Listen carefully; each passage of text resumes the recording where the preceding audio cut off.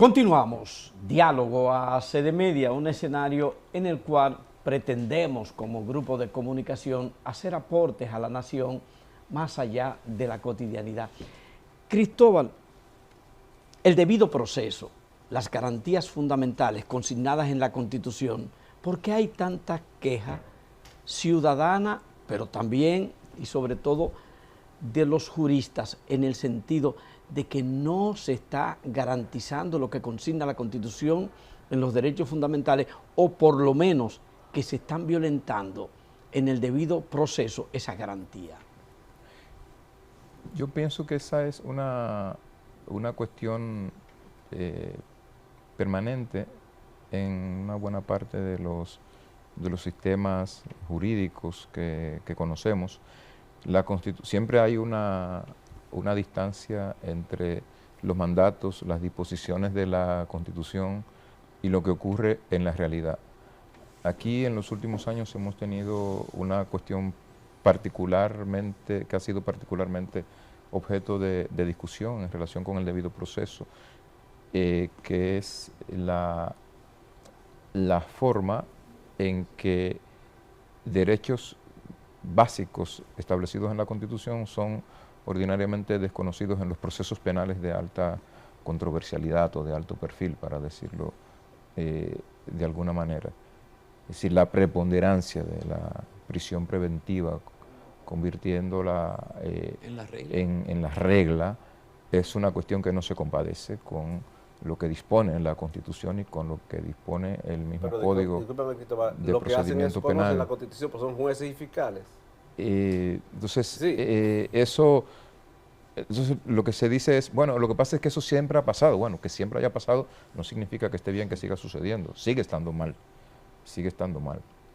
Pero creo que tiene que ver en gran parte con eso. Siempre hay una distancia entre el factum. Hay un libro seminal de Jürgen Habermas, un filósofo y sociólogo alemán, que se llama Facticidad y Validez. Entre la validez del derecho y el mundo de lo fáctico hay normalmente, si no un abismo o un divorcio rayano, hay distancia. El trabajo de espacios como este, en parte, es no sacar el dedo de esa llaga hasta que las cuestiones se puedan corregir.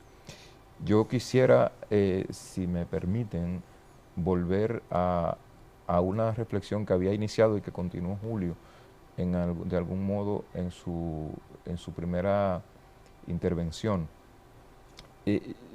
Yo creo que dije que la reforma constitucional del 2010 ha sido la más trascendente de todas cuantas hemos conocido desde que existe la Constitución en el país, desde 1844. Más que la del 63. Que todas. Sí, yo creo que sí.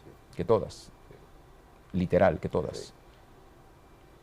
Cuando Balaguer No dijo, obstante, no obstante, creo que hay cuestiones muy sensibles que fueron retrocesos y que ameritan ser revisadas.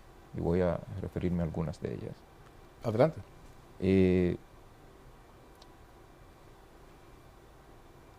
¿Por qué se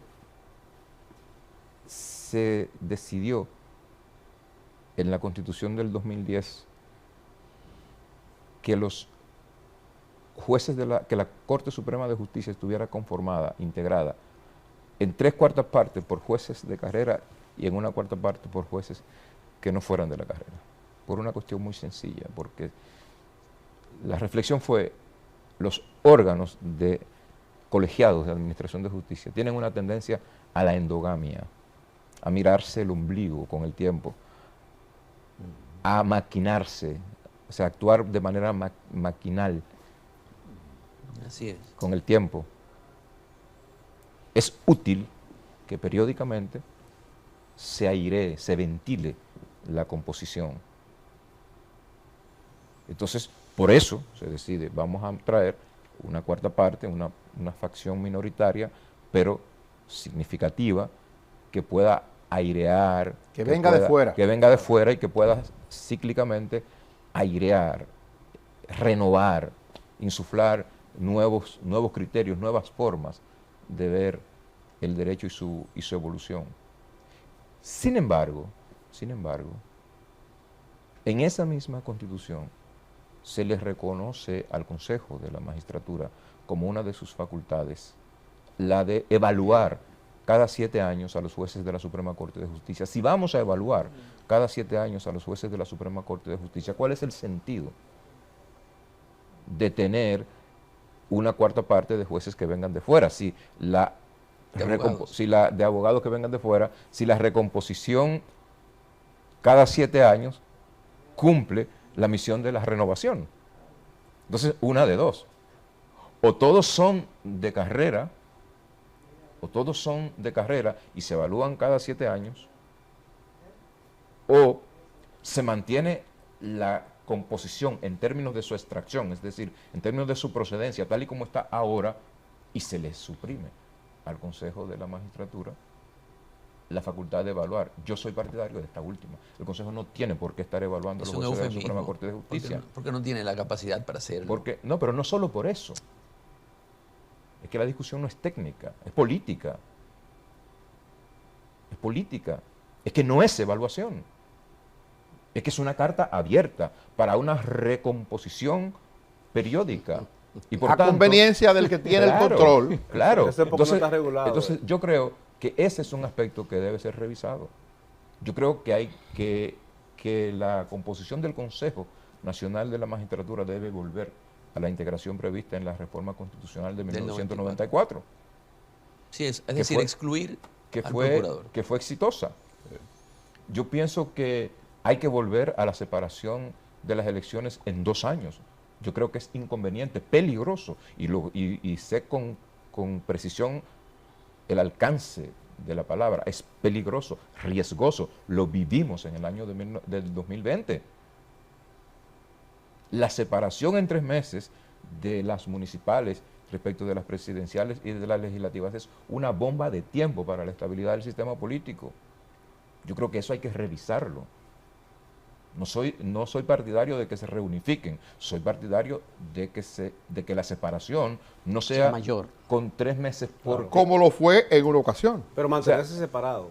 Lo que eso significa en términos de tensión prolongada en el tiempo para la tranquilidad política, es decir, nosotros empezamos las elecciones de los candidatos de los partidos políticos en octubre, pero para que eso se haga en octubre empiezan la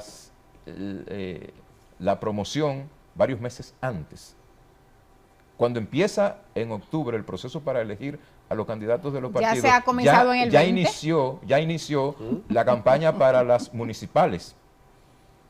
En abril, de cada 4 años, el 24 de abril, toman posesión las autoridades municipales electas en febrero, pero ya la proclama de la Junta Central Electoral para las elecciones generales, presidenciales y legislativas está en curso, con la perspectiva probable siempre de una segunda ronda electoral, es decir, la presión que supone ese calendario electoral y la presión que supone la idea de las elecciones de febrero como pronóstico de las elecciones de mayo para la búsqueda de recursos, para la determinación de cada candidato de ganar o sí a como dé lugar, es, lo repito, una bomba de tiempo para la estabilidad del sistema político. Nosotros vivimos en el contexto de la pandemia una situación inédita que nos puso en el espejo una cuestión en la que nadie nunca había pensado.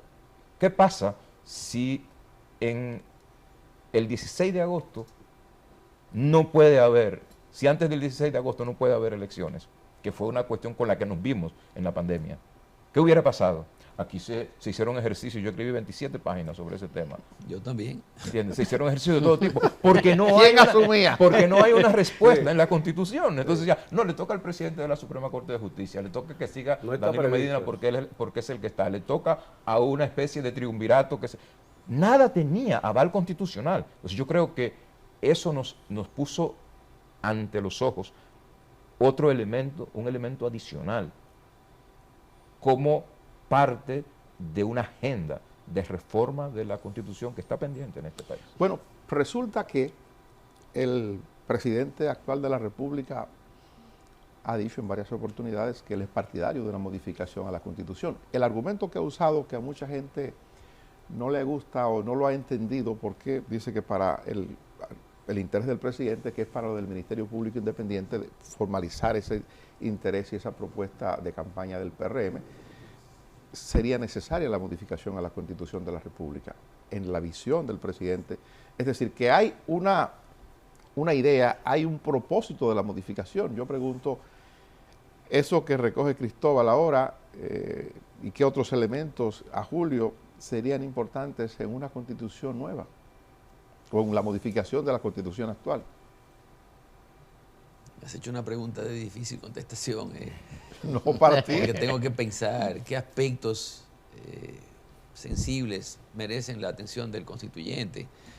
No se me ocurre ahora ninguno. Yo estaría de acuerdo con lo que Cristóbal ha dicho, en volver a separarlas. Yo no sé si tú entiendes que las municipales deben separarse de las congresuales y presidenciales, o las congresuales, porque el argumento de Cándido carece, a mi modo de ver, de sentido en lo que respecta a la dependencia de los candidatos municipales del candidato presidencial, porque el arrastre de partidos siempre va a ocurrir, aunque ya tenemos aquí boletas, porque el voto es directo para cada nivel de elección. No deja de influir el peso hegemónico de un partido sobre sus candidatos, y eso es secreto a voces. Ahora, ¿qué otras cosas? Mira, yo sé que el tema que despierta más interés es el de la modificación del artículo 124 para saber hasta qué punto conviene o no habilitar a un presidente, luego de agotar su derecho a la repostulación, de saber si en lo sucesivo pudiese volver a aspirar. Yo entiendo que los estados constitucionales ideales son aquellos que no dependen de hombres. El presidente puede ser un hombre joven. Hay que reconocerlo, como también lo era Leonel en el 2012 cuando abandonó el solio presidencial. Por eso digo, yo apuesto más a las instituciones, porque de todos modos cuando un jefe de Estado asume el poder, lo que toma en sus manos es un timón de un barco que ya viene navegando hace muchos años atrás, y que cuando lo suelte, el barco seguirá navegando. De manera que, por mucho que pueda aportar en 4 u 8 años, tiene que haber un límite, porque de lo contrario no habría movilidad política ni social. Si se le permite la reelección indefinida o con un periodo de por medio, luego de agotado 2, vamos a apostar por el surgimiento de caudillos, que yo no creo que sea lo que más le conviene. De hecho, en los únicos países latinoamericanos que... A ver, tengo que hacer el ejercicio con Cristóbal. En Nicaragua y Venezuela no lo vamos a contar porque en realidad esos no son estados constitucionales. En El Salvador también lo debo poner en duda, porque lo que sucedió ahí, ya lo hablaba con Cristóbal antes de entrar al programa. Putin acaba de reelegirse. No, estoy en Latinoamérica. Imagínense. Nosotros tenemos un sistema incluso mejor que el propio norteamericano, que fue el que tal vez utilizamos de modelo en el 2010, porque en el norteamericano, ya lo vemos con Donald Trump, sí, usted puede aspirar a la repostulación consecutiva y si no gana, tiene derecho a volverlo a hacer más adelante. Aquí, en el 124, si el presidente intenta la repostulación y pierde, no puede volver a aspirar más. Y el transitorio, eliminar el transitorio, porque el transitorio, le pusieron hasta el nombre de transitorio. ¿Hasta cuándo es transitorio? Pensé que se llamaba Danilo Medina. Sí. Entonces, ¿qué hacer con eso? Que muchos ya alegan... el transitorio surtió ese efecto, sí, que era porque ya él quedó lamentablemente atrapado en la consecuencia que trae consigo el artículo 124. Es decir, el 124, a ver, Cristóbal, corrígeme, es una regla, no es un principio. Es una regla porque tiene una consecuencia, un supuesto de hecho. El supuesto de hecho se repostula y pierde, ya no aspira más. Esa es la consecuencia jurídica, esa es la sanción que recae sobre el que lo intenta. Entonces, como regla constitucional, el presidente ya no puede sortearla. Y yo me pregunto, ¿hasta qué punto modificar el 124 en lo adelante para la idea que tenemos de que luego de un periodo, que es muy cuesta arriba que un presidente luego de un periodo, porque supongamos, es muy cuesta arriba que pueda volver. O sea, digamos, en este escenario hipotético que el expresidente Danilo Medina puede volver a aspirar, es muy difícil que él logre el consenso, incluso hasta dentro de su propio partido, porque hay gente que se sacrificó también porque él llegara a ser lo que fue, y no es para que lo sea per secula seculorum. Lo mismo sucedería en el Partido Revolucionario Moderno. Y ha debido suceder en otros que todavía tienen candidatos que tienen años y años aspirando a la primera magistratura de la nación. A ver, Cristóbal. No, mira, yo sobre el tema del transitorio 20º, lo primero que hay que decir es que era innecesario. Es decir, Danilo Medina no estaba impedido de repostularse en el 20 por el transitorio 20º. Era por el 124, por el artículo No, 124. Cristóbal, no. Sí, totalmente. No. Primero, el 124 le impedía repostularse. Uno. Es que el 124 se reforma luego de él haber sido electo en el 2012. Y la pregunta que surgía como brasa encendida era ¿hasta qué punto alcanzaba su primer periodo? Y le era aplicable en virtud del principio de la aplicabilidad inmediata de las disposiciones de la Constitución. Tanto fue así que la razón de la incorporación del transitorio 20º fue de confianza política. Es decir, para que quede claro que yo no vuelvo, para que quede claro que me toca lo que dispone el 124, vamos a poner el transitorio 20º. Era una cuestión de robustecer. Es que no podía retroactuar, la confianza, salvo que el constituyente expresamente no lo estableciese. El no transitorio lo que hizo fue aclarar que se contabilizaba dentro de los 2 periodos a que Danilo Medina tenía derecho el del 12-16, en cuyo interregno fue que se modificó el 124 constitucional. Ese transitorio... porque Hipólito Mejía todavía está habilitado. Entonces, bajo el razonamiento, Cristóbal, tuyo, entonces no podía volver a aspirar. Leonel sigue aspirando a la presidencia y el 124 entonces... Solo Danilo Medina no puede. Precisamente, el argumento del expresidente Fernández me da la razón. Es decir, ¿por qué el presidente Fernández está habilitado? Por una reforma constitucional producida cuando, siendo él presidente elegido en el contexto de una constitución que le impedía repostularse. Así de simple. Pero esa es la razón por la que mira a ver si si yo lo entendí, porque yo lo estoy escuchando yo también. Mira, es que el artículo 124 prohíbe la reelección. Reelegirte otra vez, que te elijan otra vez, una tercera vez. Ahora, ese artículo, ese transitorio en particular, lo hacen de manera transitoria porque era dirigido a Danilo Medina, que era el presidente de ese momento. Y ese lo que dice es, si tú te reeliges o te postularse es presentarse, y si no te eligieron no puede volver. Era él que iba dirigido. Yo sí pienso, Cristóbal, y comparto con Julio ese criterio de que sí hay una diferencia entre un contexto y otro, y si era necesario, posiblemente fue un producto de un acuerdo político, para que Danilo Medina, si se presentaba y no lo elegían, no pudiera volver más a presentarse, que es una cosa diferente al tema de la reelección. Yo hice una propuesta que no quiero dejar en el aire, yo lo que soy es abogado, somos abogados los tres, pero yo vine un poco con ese tema, yo no sé de políticos. ¿Qué es el tema de la recomposición del Consejo de la Magistratura? Yo sí creo que si a los jueces de paz los evalúan, y a los jueces de primera instancia los evalúan, y a los jueces de corte los evalúan, ¿por qué no van a evaluar a los jueces del Tribunal Constitucional, Suprema Corte de Justicia? Porque entonces nadie va a evaluar la función para decidir si te mantengo en el cargo.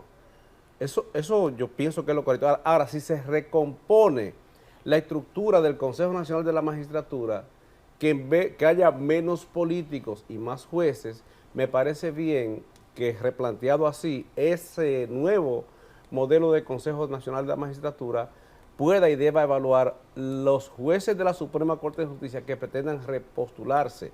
El otro, yo creo que esa recomposición sí lo haría. El otro tema es, yo pienso que hay un consenso respecto de que es pertinente que se mantengan las elecciones separadas entre la candidatura a la presidencia, al Congreso y a los municipios. Ahora, en este momento es que con 3 meses de separación el tema es muy agobiante. Ahora, Cristóbal, si es Julio, con 2 años de separación, no necesariamente el partido del presidente de gobierno va a mantener la popularidad que tuvo cuando él ganó, 2 años después. También, Cándido, ¿están de acuerdo ustedes en la exclusión de la figura del procurador o procuradora general de la República del Consejo Nacional de la Magistratura? Que no hace nada ahí.